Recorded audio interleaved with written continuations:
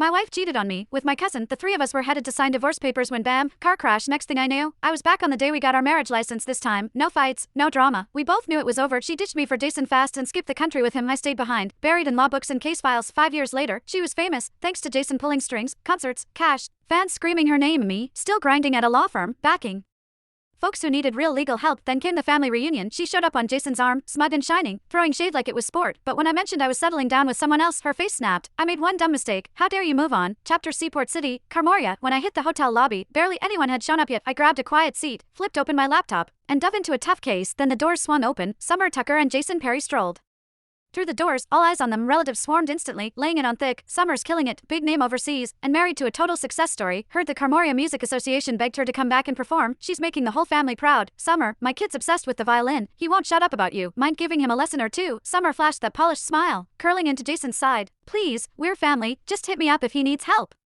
That opened the floodgates. Compliments flew like confetti. Suddenly, everyone remembered they were related. Trying to score points, Summer tilted her chin up, soaking it all in like she was headlining a show. I wrapped up my work, popped off my headphones, and let out a big stretch with a yawn. Heads turned. Wait, Ethan's here. But he bailed on these things. Someone said it just loud enough to stir the pot. Summer's eyes flicked toward the voice, then scanned the room until they landed on the guy.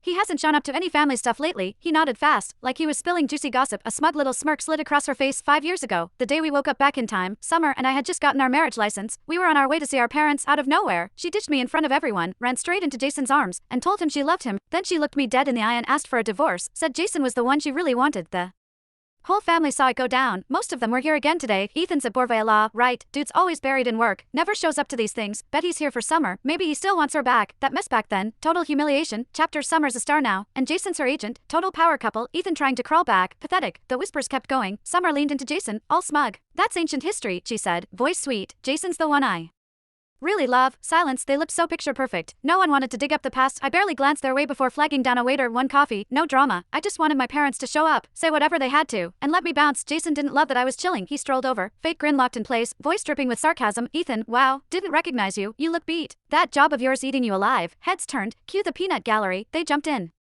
like I was still 12. Ethan, you really should have picked a better job. Lawyers work nonstop and don't even make that much. Pushing 30 and still single. Embarrassing. No wonder you skip these get-togethers. Total disappointment. I locked eyes with Jason, then finally took a real look at him in Summer. Her hair was styled to perfection, wrapped in a plush cashmere coat, decked out in designer everything. She was practically sparkling with money. Jason had on a tailored suit, wedding ring shining. The way he carried himself, he looked like he stepped off the cover of a billionaire romance. No surprise people thought they were perfect. They nailed the look. I rubbed my temples and took a step back. Jason, you done? If so, back off. Your cheap cologne's killing my head. Jason's smile cracked, but before he could snap back, Summer cut in. Ethan Exeter, seriously, Jason's just being polite. Why the